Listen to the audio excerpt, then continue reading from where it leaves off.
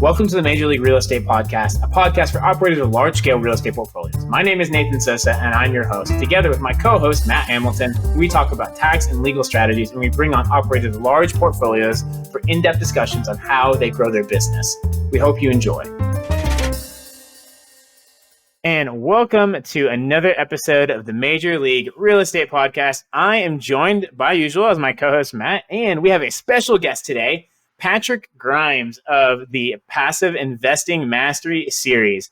Patrick is very kind to join us from Hawaii, where normally it's like everyone else is like living in Central and Eastern time, and Patrick, unfortunately, is on Hawaiian time. Not because Hawaii is a bad place, because it is very early in the morning for him. So thank you for jumping on with us today, Patrick.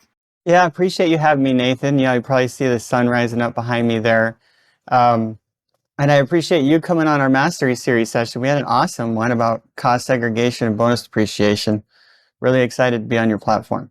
Yeah, thank you. Thanks for being on today. So, Patrick, love to tell the audience like your journey of like, I know you got a really interesting one of how you got into real estate, and then you went from, you're a data engineer, right? Yeah, you tell it better than me.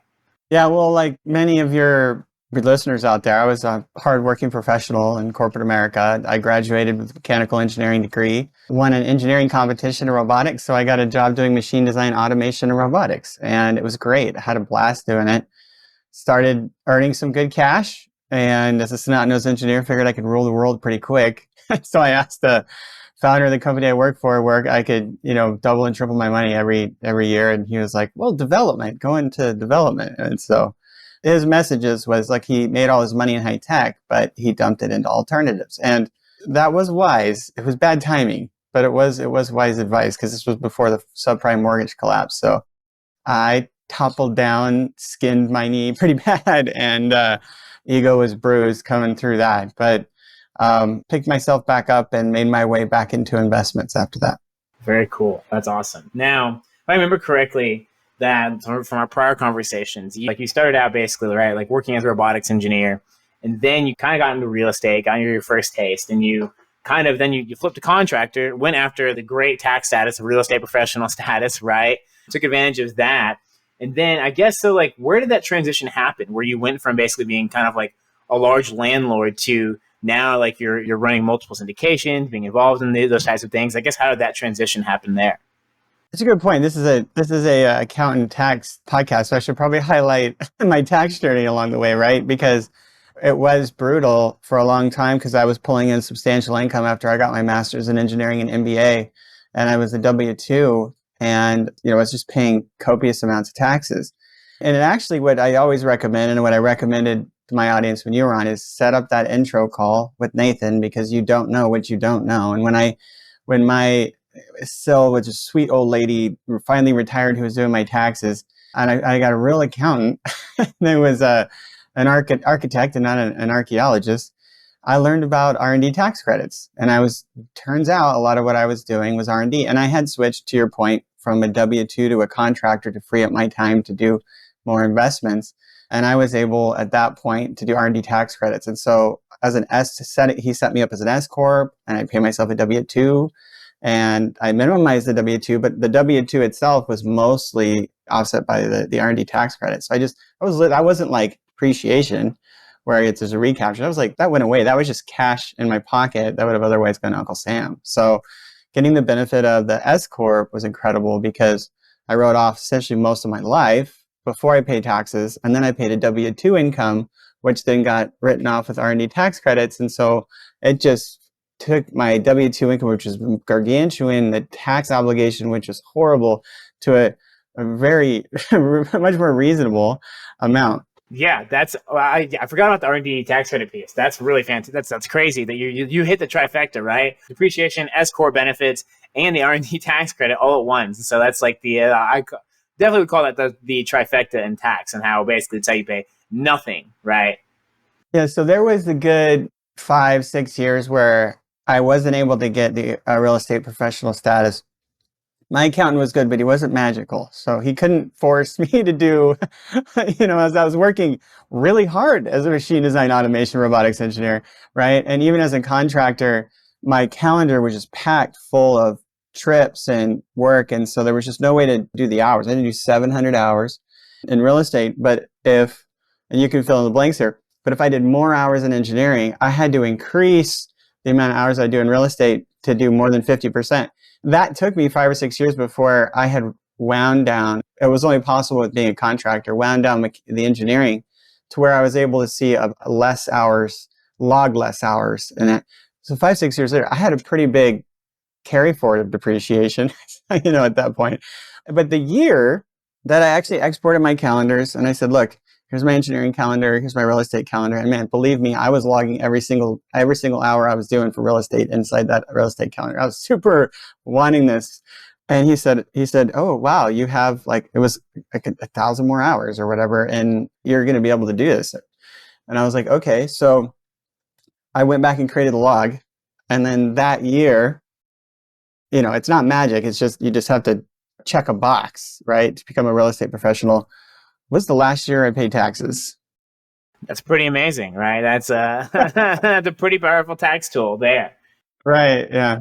What had you scaled your portfolio to at that point in time? How many doors were we talking to get to where you were being able to check that box? I know it feels like not yesterday, but yeah. So man, so I at that point was doing a bunch of co-GPing on various syndications because I was also doing my day job, and I think I was on the manager side, not the active side, on at least because I wrote the first book around 2,000 units, and I think around that time was that time. So it's probably around that 2,000 apartment units as an active partner, not the limited partner status, that I was able to check that box. And I mean, you can get there a lot sooner, but not necessarily if you're just also working your ass off during the day at something else. Yeah. Right? That was just my challenge.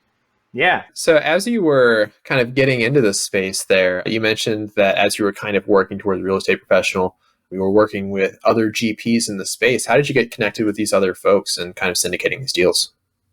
Just taking a step back after losing everything in the subprime mortgage collapse, I was pretty sure I was never going to partner again. And so when I got back into it, I was doing single family.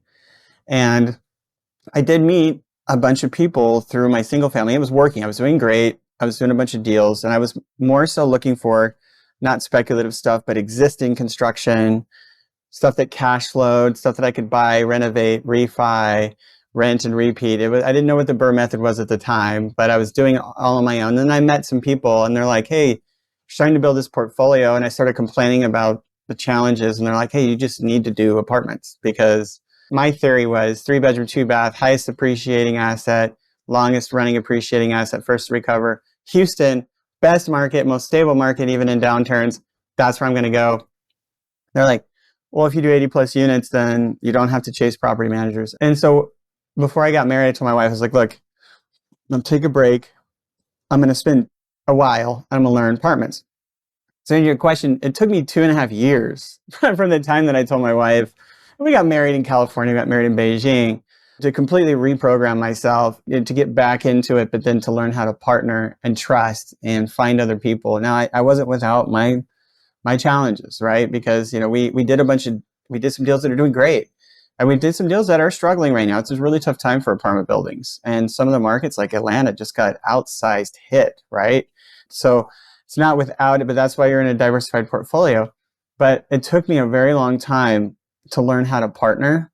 But that is when scale can happen, when I wasn't constantly trading away my time from my family, friends, and hobbies. I was able to perform at that time, the engineering, and now with my family and my 2-year-old, as well as have an investing career.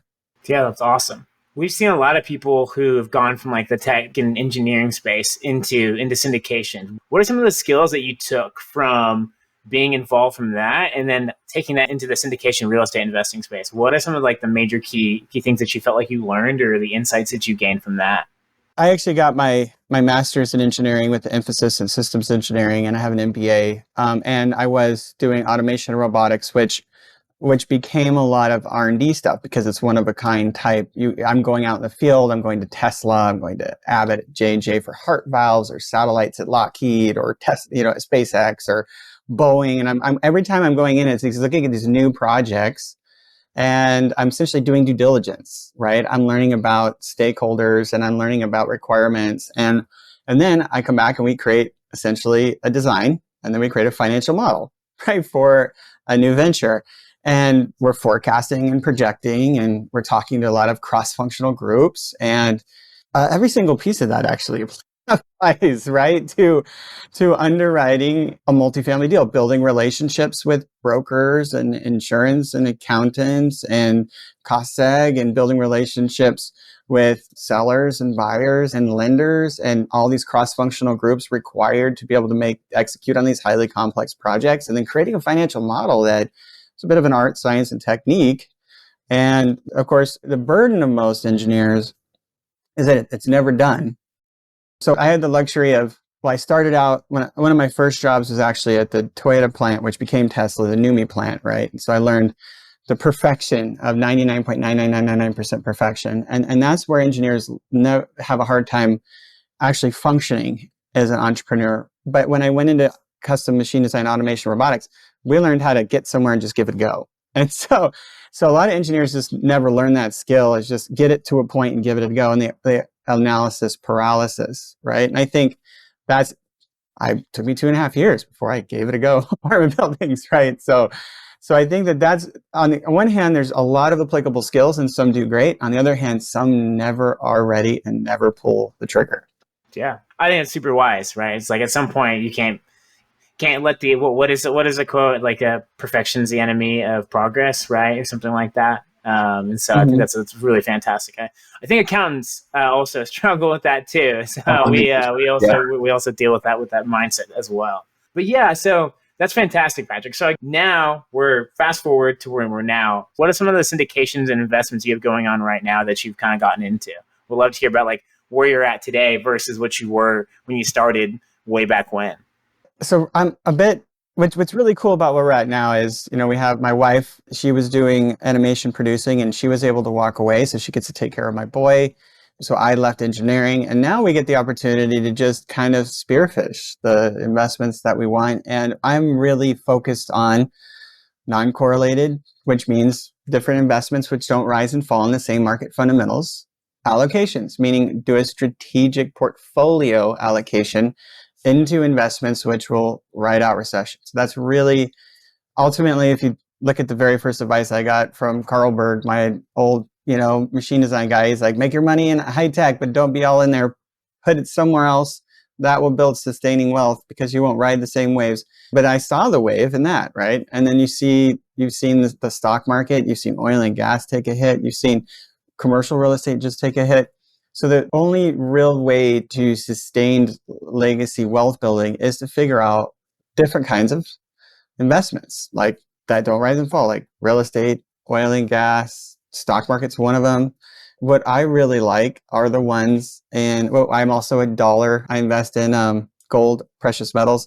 But what I really like are those ones that are a bit lesser known, like legal services, medical, right? Those kinds of ones that show a combination of recession resilience and what we call non-correlation. Man, they're still needed in recessions, and they don't rely on anything else. And so we're in not just real estate, but also in a legal fund as well. Very cool. How is it different raising for syndications for legal funds versus trying to raise for a real estate fund? How are those contrasted together in a different perspective? I'd be intrigued to hear that. Surprisingly similar. Whereas in the real estate space, for example, we have a first position debt fund where we're lenders and we're lending to operators in the real estate space. For the legal industry, we have a first position a debt fund, lending fund, where we're investing into attorneys who are operators in the legal industry. And in both cases, it's an asset-backed lending space. And so you're talking about collateral values by an appraiser on the real estate side or a law firm valuation specialist. You're talking about liens or a deed of trust on one side and UCC1 filing on the other side. You're talking about a service, providing housing to tenants, and you're providing, on our particular legal fund, contingency fee-based representation, allowing the attorneys, the funds, to represent those that otherwise couldn't afford it, to give them access to justice, right? And so there's an underlying service you're providing, and you're enabling these operators to conduct a business plan.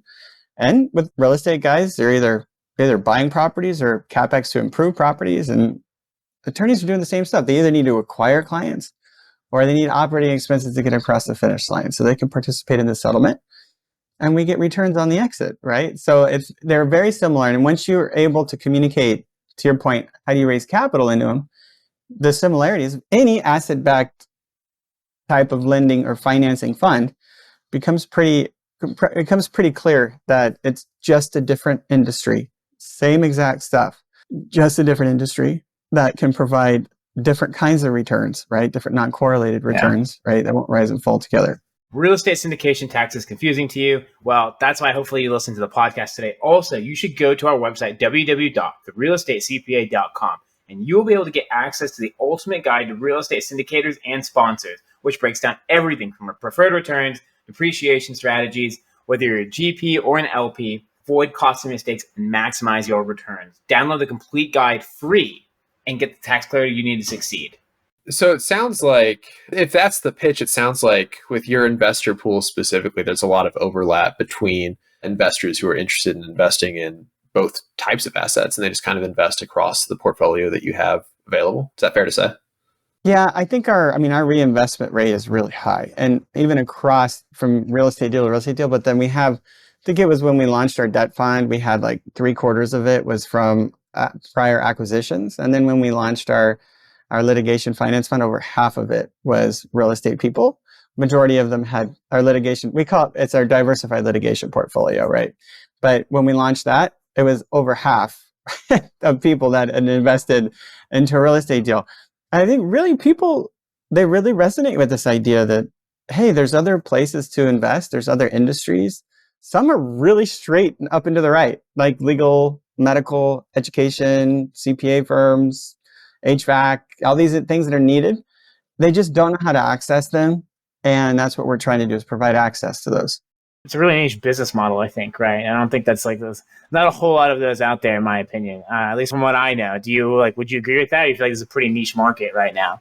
Yeah, it's funny because, litigation finance has been around since like 1910, when American tobacco was out there slinging cigarettes, telling people they were healthy and people were dying these horrific deaths. And the first big case was going up against American tobacco, third-party funders saying we'll help these harmed individuals.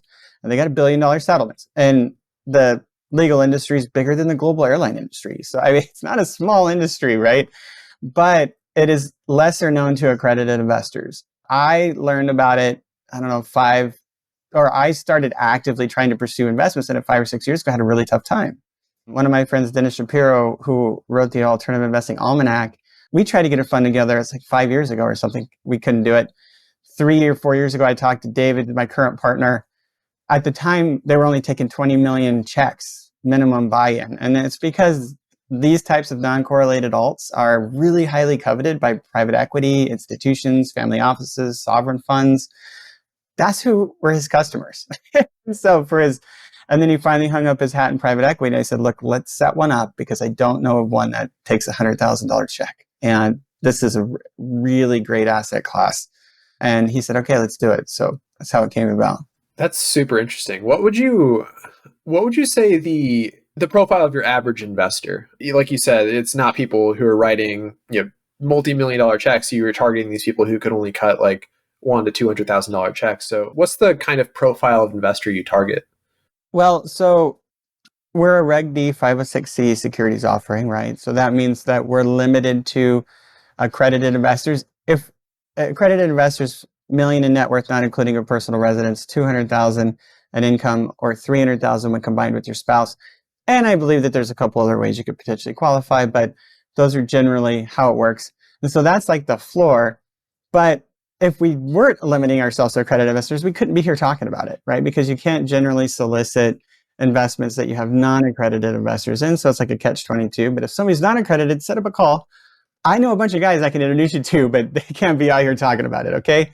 But so that's the floor. But most of the people that we're it's all over the map. We have a lot of individuals who are really heavy in crypto, and they're just not real estate guys. We have people that are just looking for somewhere else to put it. We have people that are heavy in the stock market, and they're looking for somewhere else to put it. I'd say the majority of them are people who have been in the stock market, they ventured into real estate, and man, they're feeling overtapped, right? They're feeling over-indexed, allocated. Like I always struggle. It's always a balance. And if you look at some of our graphs, it shows, the high income and ultra wealthy have somewhere between like the 15 and 25% allocation in real estate, right? Well, then where are you going to go next? You can't go to more real estate. You got to go to something with different market fundamentals. And so what is that 27% that they put elsewhere in non-correlated alts outside of stocks, bonds, cash equivalent, right? Equities. And so the majority of them are people that maybe got a rental or they invested in syndication. They're like, look, I would love another. And they're usually hardworking professionals, people that have a couple $1 million in net worth. And they're like, hey, I just don't have time to do this myself.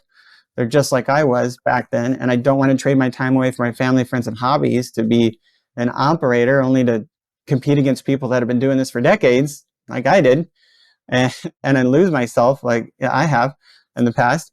I would like to just allocate this to somebody who's been doing it. Like my partner, Guzman's been doing it 15 years, right? So just like my partner, Lance, in the debt fund's been doing debt for 15 years. Like there are people that this is all they've done. And you can allocate to those guys and build that resilient portfolio. No, that you brought up an interesting point that I actually wanted to hit on that I see a lot of people ask questions of, is that you mentioned is that like, well, some people want to go be the operator themselves, right? They want to go get their own real estate, go figure it out themselves, be the 100% owner. And a lot of times, like there can be a lot of upside to doing that, going that type of route, but there's also a lot of upside in having other people who've done that already and know how to do that. And just saying, hey, here's my money, and now you can go do that. Like you mentioned, it's like, how would so I guess when did that click for you? Is that like, oh, it's actually better and easier for me to just say someone else who's running it or who's the syndicator, right? You flipped into the operator, but at some point in time you weren't the operator. I guess when did that like click for you, or when did that realization come into play when you were like looking at that? If that question makes sense. So, yeah, I talk about this in our Mastery series because, as you were a guest on it, we educate on every kind of alternative investing out of the stock market and manageable. And why? Why do we do that? It's because there's this ruse of the guru, right? And that, hey, I'll give you financial freedom for a 10, 20K, package. And I've fallen in that trap, right? I've fallen in the DIY trap where here I'm trying to do it myself. And now I'm sacrificing time away from what actually I earned income, and I'm sacrificing time away from my family. And what ultimately ends up is become an expert in something. You spend like 8,000 hours doing it. So you've done it once and now you're doing it again. But at the end of the day, you just get over-indexed in that one asset class. That's not financial security. That's a trap. And what happens? So prime mortgage collapse happens every 15 years. Something happens every, at every market, right? These are cyclic markets. And so if you try and do it all yourself, you're going to be over-indexed in one asset class, and you're going to be kind of blinders on because you're making more, quote unquote, or you think you are, but you're jeopardizing your life and your freedoms. So that's what I call like the ruse of the guru. If you go kind of fast forward, the only way, did you look at the way the wealthy invest, the only way that they've done it and to build, what does your portfolio look like that would sustain future economic, is to be in lots of different, what we call non-correlated industries. It's not possible to have 20 different lifetimes to become an expert in 20 different types of completely different, fundamentally different industries, which have completely different market correlation, right? To be the DIY guy in enough industries to build true resilience in your portfolio. So the only way to meet the allocations that the hedge funds, the sovereign wealth funds, the private equity firms doing, the family offices are doing, that build and sustain wealth, is to learn how to partner. There's just no other way, right? Or else you're going to be writing what I did your whole life. And I hope that you don't find yourself in a down year or losing it all like I have before.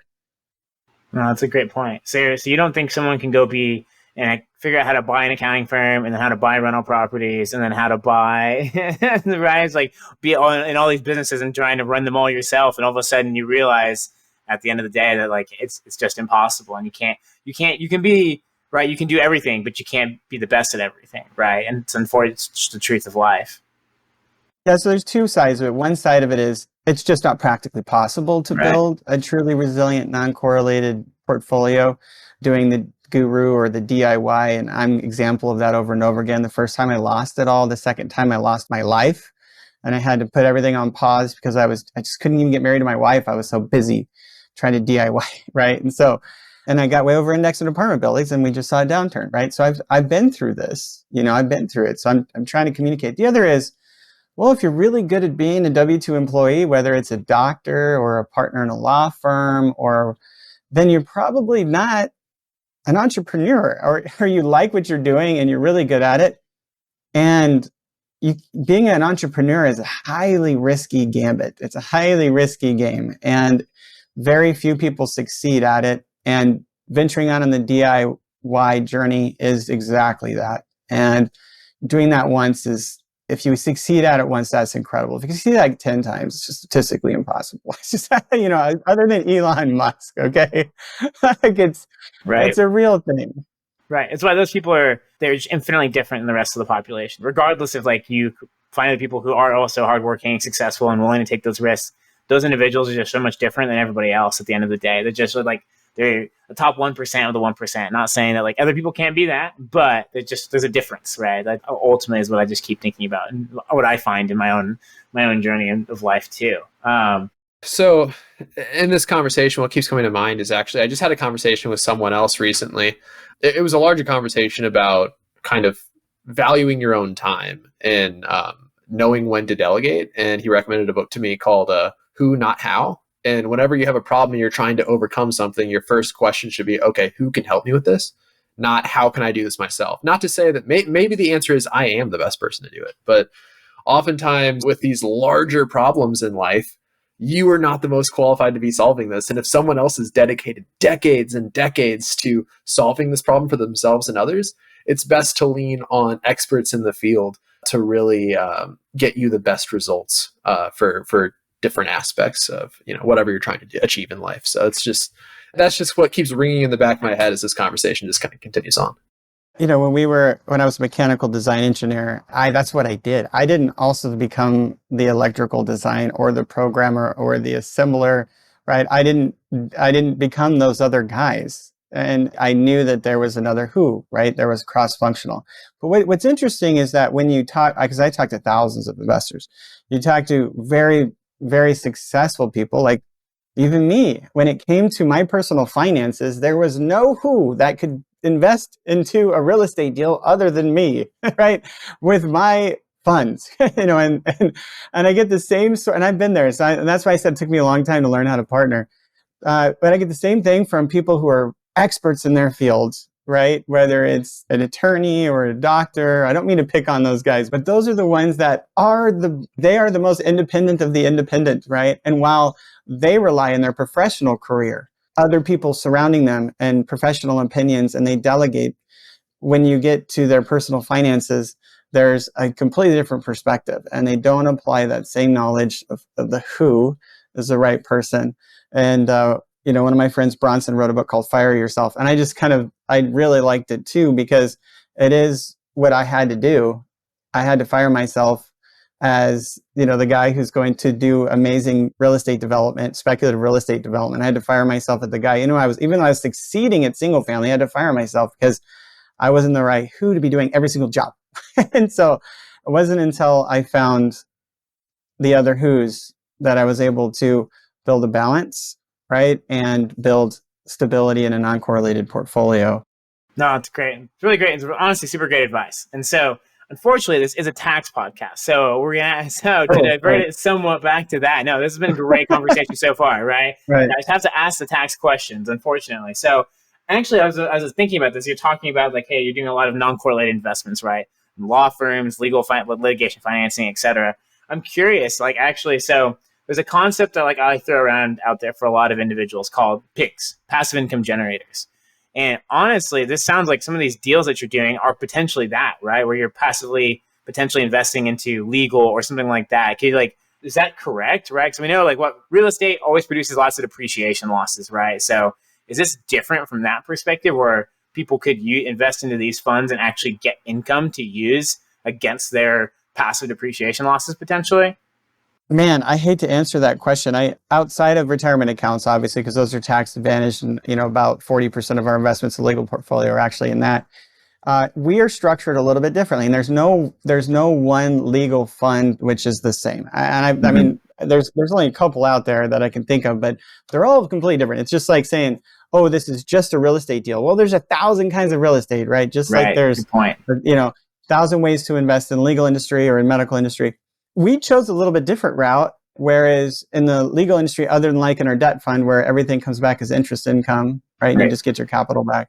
In the legal industry, instead of structuring them purely as loans, we structured them as something called a prepaid forward contract. And for all intents and purposes, it's similar. Instead of a lender borrower, you have a buyer seller, which is about, from my understanding, and this is all anecdotal, there's roughly half and half or so of the industry.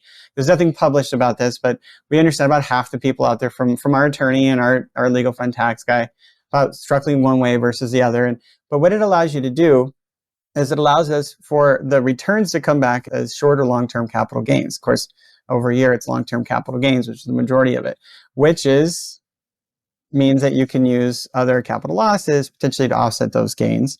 And it means that you're down in that 20 range of capital gains versus what could be 38 in ordinary income. Right. So we went that route because we find that is highly advantageous for investors. And so the vast amount, not 100%, but a vast amount of the returns within that fund are structured that way. What does that mean? That means we're not really getting that passive income, right? We're getting capital gains, but that's much better, right? Yeah. Than I believe the alternative.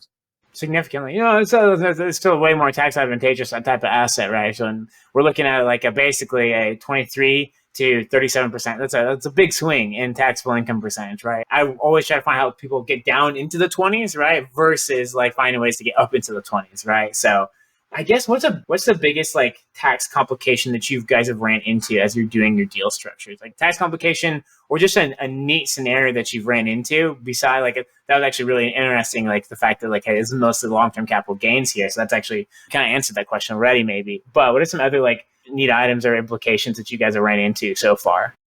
The most complex one was solving the prepaid forward contract and litigation finance, because those guys are they're usually taking $20 million contracts.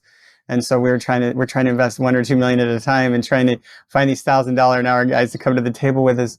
But probably the second most complex one was we've done a lot of 1031 exchanging to me overall into syndications as TIC and TIC memberships. And in our acquisitions fund, we're actually 1031 exchanging from deal to deal because it's an evergreen fund. And so within our fund, we're doing 1031. But there's also this concept out there of a 1033 exchange.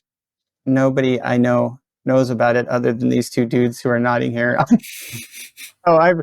So we had similarly these crazy conversations where you have this major catastrophic loss at a property and you got this huge claim and you're trying to not have to pay taxes on it. And it turns out there's a whole area of law, very little known, with wide open ability to repurpose this cash, whereas the 1031 exchange requires identification within 45 days and placement of the funds in 180 days. The 1033 is like wide open. You have years to go repurpose those funds, and you don't have to pay taxes on it. You can just keep carrying that forward. And so that turns out to just have been one of the most incredible opportunities for us is to participate in 1033 exchanges in properties, because we're just taking these, which was, we've seen a record number of natural disasters, and it's caused huge amounts of harm to properties. And the amount the insurance companies pay is quite a bit more than necessary to fix those properties. So there is a large amount that can be either realized and taxed or put to work in generating returns. And so that actually was one of the hardest, it was probably the third in line. I don't know, but there's been a lot of them. But that one was one of the hardest ones to figure out, is how to structure parallel 1033 and 1031 exchanges to continue to compound and build wealth in a way in which you don't have to pay Uncle Sam. Right. No, it's interesting. Very few people that I know are ever get, unless like you're involved in a natural disaster, then it's like, okay, we should talk about 1033s. But it's interesting. That's like using it as a specific strategy. In this case, I find that really, really intriguing, actually. That's something really neat. Like you said, not many people know about them or utilize it that often until you have a rental property that is get hit by a hurricane or an earthquake or a fire or something like the unfortunate, like you said. Lots of natural disasters feels like there's more and more, unfortunately, but it makes this provision significantly more important, right? Matt, could you give us a quick breakdown of what 1033s do? Yeah, I was actually just about to say, most people who do know what a 1033 exchange probably kind of wish they didn't. Because That's a great point. usually means something horrible has happened. So just anecdotally, I've seen an uptick in the 1033 exchanges we've been doing just with my clients. I had a couple of clients down in the Tampa area that had some properties destroyed by the hurricane last year. And yeah, no, it's becoming more and more common. But just at a very high level, a 1031 exchange is a like-kind exchange of real property into different real property. A 1033 is what's called an involuntary exchange. And it's what happens whenever you have a property that no longer exists through no fault of your own, or you had no choice in the matter. Usually this has to do with natural disasters. You can also sometimes see it come through eminent domain. If the government just comes through and wants to build a highway over your property. I've seen that happen a couple times too, but it's really just a matter of if you have a property and it needs to be exchanged, or it's been relinquished in some way, then it involuntarily, you have the ability to effectively do a 1031 exchange. It functions very similarly to where you're effectively moving the basis from your old property into the new one and deferring whatever capital gain you had on that involuntarily relinquished property. So that's just kind of what a 1033 exchange is at a really high level. I'll just add to that though, because it could be that it obliterates the property, or it could be that it doesn't and it causes a big insurance claim. And that insurance claim is a casualty gain that then can be deferred using a 1033 exchange. No, absolutely. That's a great point, Patrick. Yeah. Mm-hmm. So if you get a lot of proceeds and you don't need all the proceeds, there's other ways to invest that money and not get taxed on it. Otherwise, you got to hit the tax bill at that point in time. Yep. Man, Patrick, this has been an awesome conversation. So thank you so much for coming on today. We really appreciate your time. Really appreciate you jumping on with us super early. How can people reach out to you if they're interested in having a conversation or just want to follow you more? What are some of the best ways for people to come find you? Yeah, so Passive Investing Mastery, that's our website. And Nathan, and I think your company's been on twice now. We just love having you guys. We educate on all kinds of strategies, both investments in non-correlated alternatives. We bring on panels usually of 3 different individuals who have been in a type of asset class. We just had timberland and agriculture. We've had Forex, parking lots. We've had gold mining, right? All kinds of stuff that completely non-correlated alternatives, alcohol, bev, wine. And what you'll do is you'll get more familiar with over time, everybody knows about the 50 stocks you can invest in. What about the 50 alts that you can invest in outside? Nobody talks about all those. And so it's our blue ocean approach to just get it all out there. It's what I wish I knew when I was an engineer working with these guys, the smartest people in the world, Tesla and Facebook and Johnson & Johnson, and none of us knew about any of this stuff. So that's what we're doing. And so we do that. We also have investments as well. And so we put those on our website. And we also have this, so we have this series, and we also have investments. And so jump over there. And if anybody's interested, set up a call. I'd love to chat with you. It's part of what I love to do. I always leave time in my calendars for the availability for people to have a chat. And if we're not the right stop along your journey, I guarantee we'll find another investment for you, because we just got done with our 55th mastery series. So we have historic videos of more different alts than I've been able to see banked before in one platform. So we'll get you pointed in the right direction. That's awesome. Thanks again, Patrick, for coming on today. And we'll have that link in the show notes. And if anyone has any interest as well in having a conversation with Matt or I, just shoot us an email, me, nathan.sosa@hallcpallc.com, and matthew.hamilton@hallcpallc.com. I always mess that one up. I did not today, though, so we're good. Good job. Patrick, thanks so much again for coming on today. And this has been another episode of the Major League Real Estate Podcast.